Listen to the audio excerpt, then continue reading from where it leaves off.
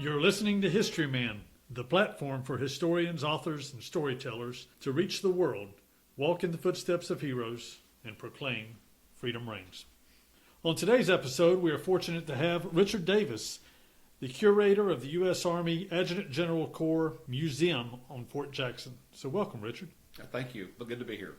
Richard, we're excited to hear about the Adjutant General Corps Museum at Fort Jackson. And before we get started, we'd like to give a shout out to a couple of our affiliates. Long Gone LLC specializes in genealogical research and guided historical tours in Camden, South Carolina, and Southern Campaign 1780, providing living history experiences that educate, entertain, and inspire. Both of these affiliates can be found on Facebook.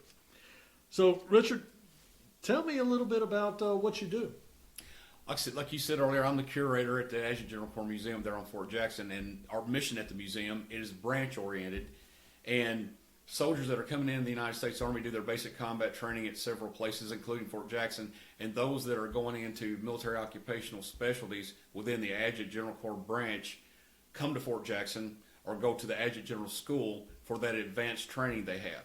And part of that training is the Army history and heritage of the branch and the Army itself, and the museum plays a vital role in that. They come over for a block of instruction. So all the divisions of the U.S. Army and the U.S. military, this is the second oldest branch? That is correct. Infantry is the oldest with the appointment of George Washington, and the first Adjutant General of the Continental Army, which is Horatio Gates. With that appointment, the Adjutant General Corps was born. So it dates back to June 16th, 1775, the second oldest. Wow. So Gates and Washington were kind of almost side by side in their responsibilities. Yes, that is correct. After Congress authorized the raising of the Army in June 14th, 1775, then they offered the appointment of Commander-in-Chief to Washington, which he accepted. And right after that, they offered the position of Adjutant General of the Continental Army to Horatio Gates. What did Gates bring to the table at that time? Gates was a former British officer that has served in the French and Indian War, or the 7 Years' War as a lot of people call it, as did George Washington. But he had experience in organizing and serving in that capacity within the British Army, and George Washington knew that, and so did members of the Congress. So he was like an obvious choice to come in and organize this new force that was going to be unprecedented in forming. Wow. Where does the Adjutant General Corps go from there? Well, of course, like I said, once again, it was by the time this had happened in 1775, Lexington, Concord, and Bunker Hill had already happened, and the British were hemmed in Boston. They were surrounded by the militia, which is the predecessor to today's Army National Guard, and they were surrounded, but they didn't know quite what to do next. So the Second Continental Congress met to authorize the creation of this army, and the forming of it. Once Washington accepted the appointment, and Horatio Gates did too, they rode out to Cambridge to take charge of it. Washington needed to find warfighters, and to release him to do that, then General Gates took care of the organizing part of it. And that meant like we had to take this mob that was out there and try to make them in some kind of a fighting force. Where did he start? Well, they started with the first job. Of course, he was the very first one, and like I said, it was unprecedented, but he used his experience with the British Army, which the American Army today, a lot of the things that they do and the traditions they have come from the British Army. And some of the names. The title Adjutant General does not mean a rank. That means a position, and the British Army has that today. So they naturally accepted that, and that's when they said, we need somebody to be the Adjutant General. So they appointed him, and he brought that experience. Correspondence, orders, recruiting, things like that. And that's the four basic things. They wasn't responsible for pay. They wasn't responsible for feeding. He was responsible for the personnel actions. How do we organize? Where do we get the troops? Those kind of things. So how did he go about doing that? I mean, did he communicate with each state or the representatives of each state? I mean, like that, and also Washington. Like I said, once again, they had to sit down and start somewhere. So they talked about this on their ride out to Cambridge, really? And that was discussed between them. Well known, like I said, with letters and things, and also conversations that took place. Gates, and of course, once again, it was unprecedented. You were having an army that didn't have a soldier in it, and at the beginning, George Washington was serial number one, and then, of course, and Horatio Gates was serial number two. And so they were talking as they got after, how are we going to do this? And you start picking leaders, and then you organize them. And then that was part of the problem in the beginning, the organization of it, until Valley Forge. They come out of Valley Forge, not the army that went in. But it began, like I said, once again, it was a short time Gates was in there, but that he's planted the seeds that still are forming today, bearing fruit with some of the training. It's interesting now we look at things through the eyeglasses of technology of this world, but we're talking Valley Forge, we're talking up north. How do you communicate with the colonies down south? How do you get the word out? That's some of the things I tell the troops that come in when they train, is I tell them, like I said, if you're in Massachusetts or if you're in New York where a lot of the actions were, any of those northern colonies, but the people down in Georgia, how do they know what's going on up there? There's no internet, no telephone, no, maybe newspaper broadsides, some mail service, but that's it. Most of the time somebody's knocking on your door, it's going to take over your house, is how you know the enemy's in your land or in your house or anything else. And that's part of it, is the communication. It's unbelievable how difficult that may have been. Right. And Gates didn't stay as the Adjutant General. In fact, there were several people that took his place, even through the American Revolution. He happened to be the first. He was in it for about 11 to 12 months, but as he went back out to line command, because he had obviously you wanted your veterans, regardless of any kind of reputation or anything else. They needed some people out in the field that kind of knew what they were doing, how to maneuver troops around, and so Washington put him back out in the field, and then someone got appointed in that position underneath it, because the Adjutant General at the time, if you want in modern terms, that is the Chief of Staff of the Army, not the chairman of it that General Milley is now. We're talking about the Chief of Staff for the United States Army. That position of Adjutant General kind of operated as an early version of that. Correspondence, making sure Washington's orders and things like that got out to the commanders. That's kind of what that position served. If you had promotions, if you had awards, you had all these things that the kids do now, and I say kids because they're a lot younger than I was when I joined in the Army today, but he made sure that those things got out to the field part, and the commanders had orders and things like that. It played a little bit different role today than the two-star general that's in the Pentagon today. That's the Adjutant General. I have a tendency to go down rabbit holes, Richard. So, okay. So if this is a rabbit hole we need to edit out, we'll just go ahead and do it. But, okay, shoot. So the militia system of that time, they would talk about every able-bodied man that was in a community would have to come out, muster out for militia duty. And right. They would have a range of age, 15 to 55 or something like that. I'm not quite sure what the actual range is. I'm not sure if it changed depending on what region of the country you were in or what community you were in. But let's just do a general 15 to 55. Let's just say that. Was there a range? Did the Adjutant General, as they were making up the Army, did they have a prescribed age range of people that could come into the Army at that time? In the beginning of it, like I said, the militia groups had those age requirements that they going all the way back to the very first one that was formed in Massachusetts Bay Colony in 1636 that was fighting the indigenous attacks that was going on at the time. They said, well, we've got to get some kind of military force here, and going all the way back to that. Well, they didn't have that many people down there, so really, I guess if you could pick up a weapon and defend whatever, I don't think age mattered a whole lot. But eventually, it got to be where it was written into their different policies and all. This is the age range, and they vary between towns and townships and provinces and all these different things that these different states at the time, or the colonies, I should say, that they decided to be. Now, when the Army, the professional Army was authorized, like I said, after the birthday, or June 14th, 1775, it's the Army's birthday. Like I said, when they were formed, and that was going to be the professional Army, a lot of people talked about the militia running from the battles and all that kind of stuff, because of their makeup and everything. Now, sometimes that's not a valid, reason to say some of the things, because the nature of it's different. In the beginning, when the Army was formed, there were no professional soldiers that was in the Army. Even Washington himself was a reserve officer within the British when he was serving during the French and Indian War. So there was not a professional Army like the British. But back to what you're saying, the age range of it, I would dare say if you wanted to fight, they'd put you in there, because that's all they had to pick from. Later on in the war, when it became more standardized, I think that kind of went away with them, and they managed to say, well, look, we're only going to take people between this age to this age. And once again, that's one of my weaknesses. My primary in military history, I like all of it, but like I said, I'm learning myself more and more about the Revolutionary War and how to make up of the Continental Army.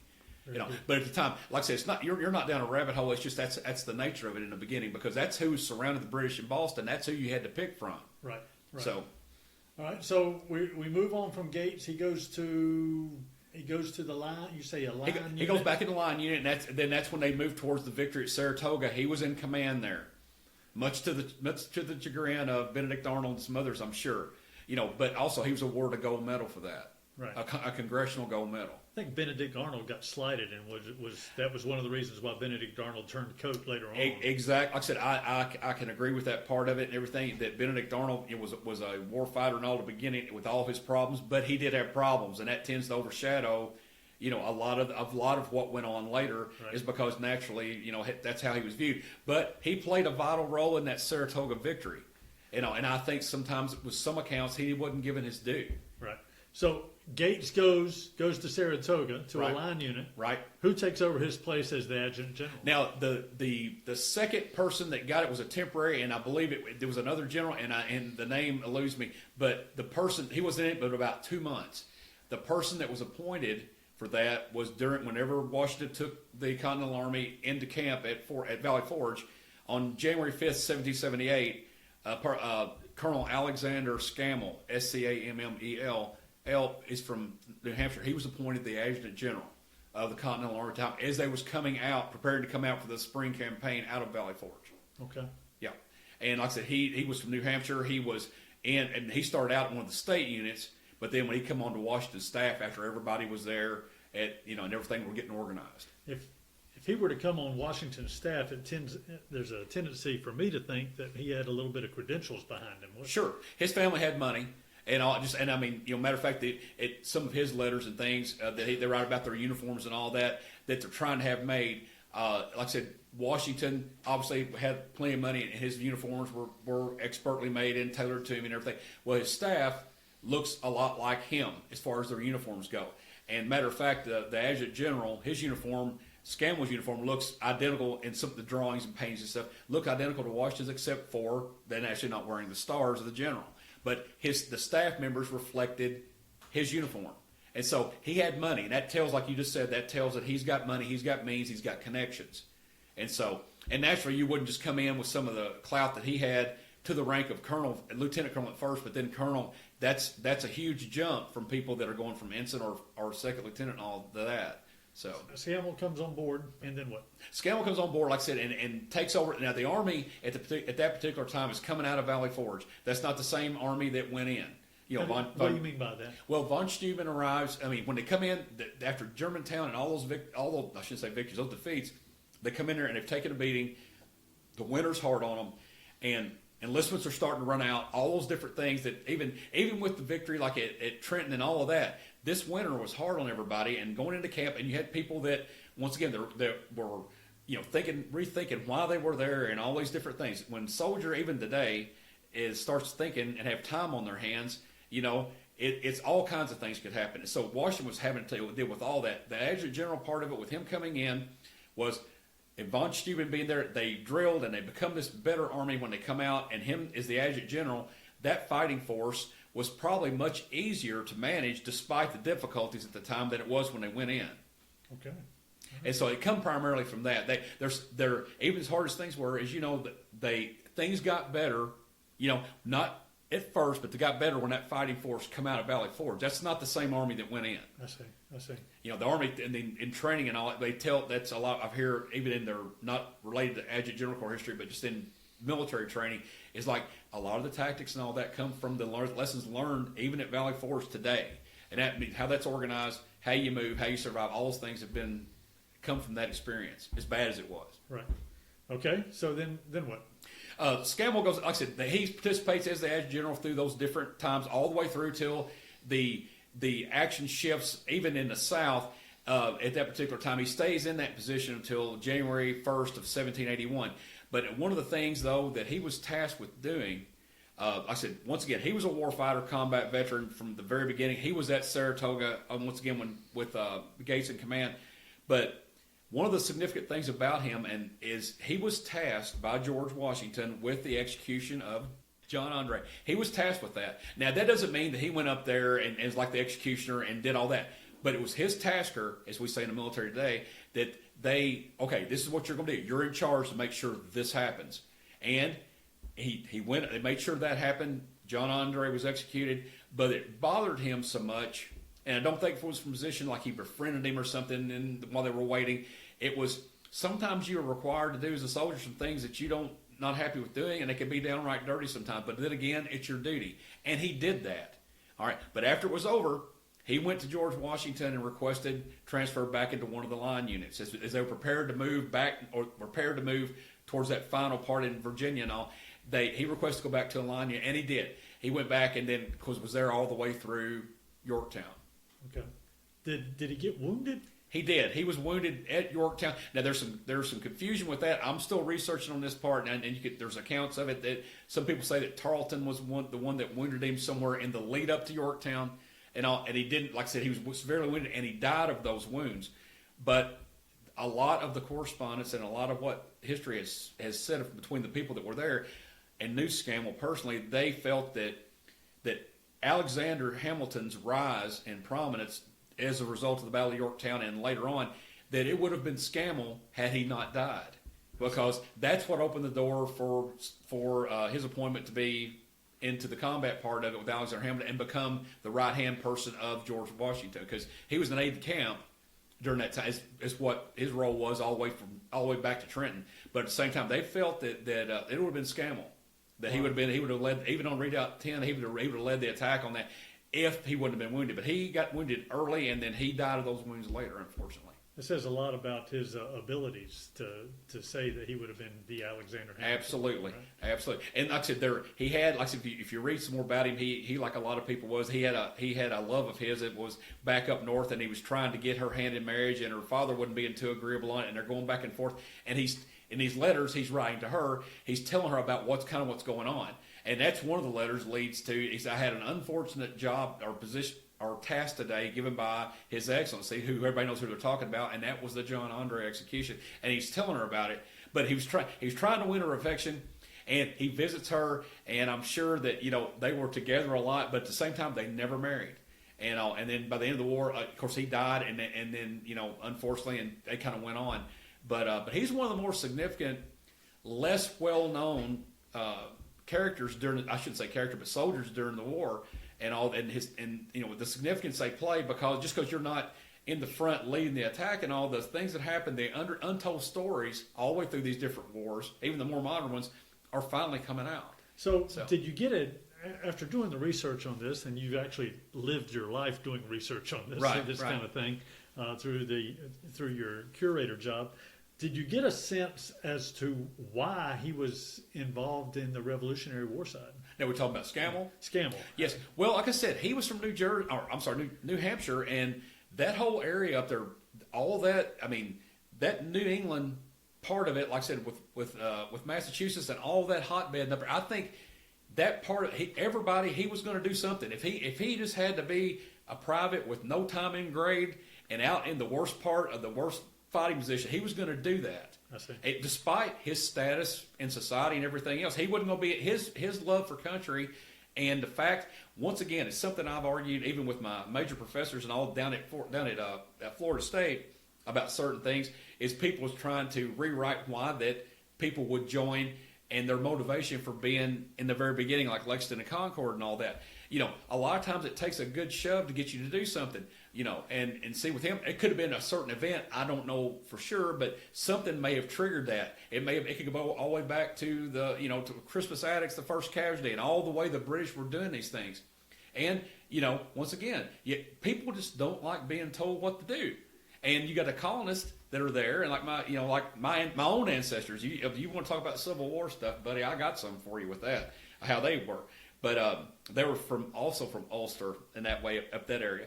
But still, I think it's that thing where you're used to having things done your way, and then all of a sudden you've got somebody changing all that, and you've got all of a sudden you got a soldier in your house. Like, who is this guy? They're posting these different things, and all of a sudden you're getting your liberties encroached on for what you thought you had as Englishmen. Right. And people are going to buck up and rebel, and up in the Northeast, well, a lot of people think that they're liberal, and they are. They still wasn't going to have any of that back then. And and that's the core thing of all this. People just don't want to get told what to do. It's not they couldn't pay taxes. They say, wait a minute, you're making me do this. Right. What do you mean? Right. It just once again, they'll get your sugar and go dump it in the water. So, But I think it's a lot of motivation to it. Well, give me your definition of liberty. Oh gosh, my definition of liberty, I guess it goes back to really the liberty that we have and all, and it was from 17 all the way back to Yorktown, the victory and all that stuff, and that's very important and all. But when I was in Afghanistan, my own self, I saw a lady before I left. She come and could not wait to show us her purple thumb because she had the opportunity to vote, and that still rings with me, and that's we want to fight about voting, and this lady was just happy to go up there and put her thumb on a purple pad and to verify her identity and get to cast her vote. And that was probably one of the most set me back and look things, because it was in a foreign country, and we never think anything about that because it can get all controversial as it has been in the last few years and all this. She was just happy to do that. And up until that time, until we were there, they never had that opportunity because the Taliban would come and probably cut her hand off because she did vote, and she was so happy about it. And we went back and talked about that back in base camp. And I mean, that was just unbelievable to me. Seeing that makes you know what it means. And I mean, to me, it's not just outlining the Constitution, which it is, but when we get done here, I'm going to get in my car and I'm going to drive back to my house. Well, some people don't even have a house. The government don't allow them to own a house. Their country, that doesn't operate like this. The freedoms we have, are not. That's my definition of it. If you can participate in society like that in a peaceful manner and vote and do your thing, to me that's liberty. Whatever you can do. Now, do you agree with everything? Maybe not. But at the same time, that liberty to see that woman's face, that one act. And yet we take that for granted so much. There's people that are worried to death about they're going to mail something or whatever with a vote. She was happy to go up there and put her thumb on it. She was going around showing everybody. Wow. Wow. And I mean, it's still, they would never wash their hands. They would do whatever, and they would go for weeks like that with that honor just because they were allowed to do that. And they're raised in a society where you weren't allowed to do that, especially women. This was a female that didn't have hardly any rights in that country, and at the same time, but she could vote. Well, that resonates, doesn't it? Sure it does. And I mean, it affects me. And that's been back in 2003. That's one of the first things that I wrote Sherry about, or even my wife, and told her about on the phone. We get happy about a lot of things, but that being able to do that, being they have to give you little stickers now when you vote and stuff, and that makes you proud too. But at the same time, though, that was their first thing. And I thought, to me, if you could feel that way about everything you do in this country, it'd be what an awesome place to live. But unfortunately, a lot of things don't work like that because that's life. Right. But yeah, that resonates with me. What liberty is seeing her face that day. Well, let's plug your job one more time. Okay. Give us a little bit of rundown of what they'll see when they go out to Fort Jackson. Okay. Naturally, COVID has played havoc with visitation there on post. My museum that I have shares a building inside Gate 2. Is an old movie theater there on Fort Jackson. There's a lot of people here are familiar with. Finance Corps Museum is in there, and then Adjutant General Corps is on the other side. I train between 250 to 350 soldiers a month, and it's part of their history and heritage training. But the museum is also open to the public. If you can get on post, you can come to the museum. It's open every day. I'm usually there around 8 o'clock. We close about 4 o'clock, and not open on the weekends, but I can also do by appointment at the museum if they would like to. Now, the museum does span more than Revolutionary War history. Obviously, it goes back to the beginning all the way up through today, because that's the training that we do.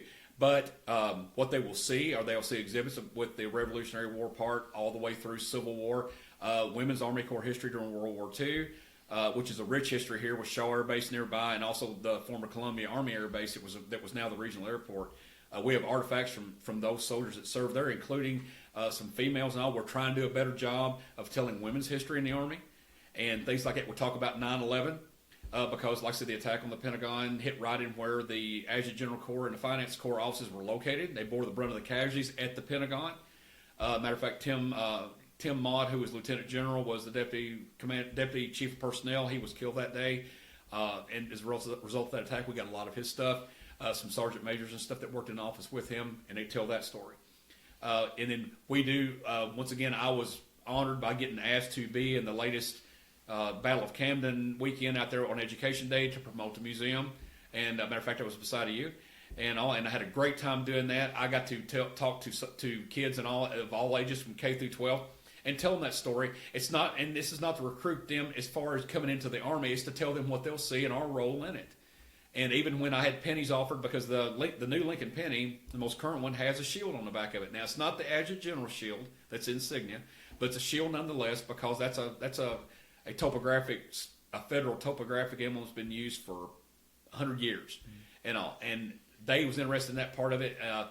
Once again, I've done a couple of tours in my dressing up like Alexander Scammell and present myself as that and taking the troops in. They get a huge kick out of that. That, what's this guy doing and everything. And they think that's awesome. And I have a lot of fun doing it. There's one of my best things I do is mess with those privates, because they're new to the Army. They're happy to be there. They want to be there, and they have not been exposed yet to some of the other things that'll go on. It's just life. And that's one of the greatest things ever. But like I said, we're open to the public, and we have troops coming in and all that stuff. And we invite, if you can get on there, come see me. And my telephone number there is 803-751-1747. My name's Richard Davis, like I said. Or you can get on, if you get online, my email address there is posted on our, it's a small website that CMH, my higher headquarters, is developing. So it may not be quite online yet, but they'll be able to contact me through that. And if there's a group and they want to do it by appointment, I can do that too. I can work anything, but I just need to know ahead of time. Very good. Well, thank you for spending time with us today. Sure. Thank you for asking me. All right.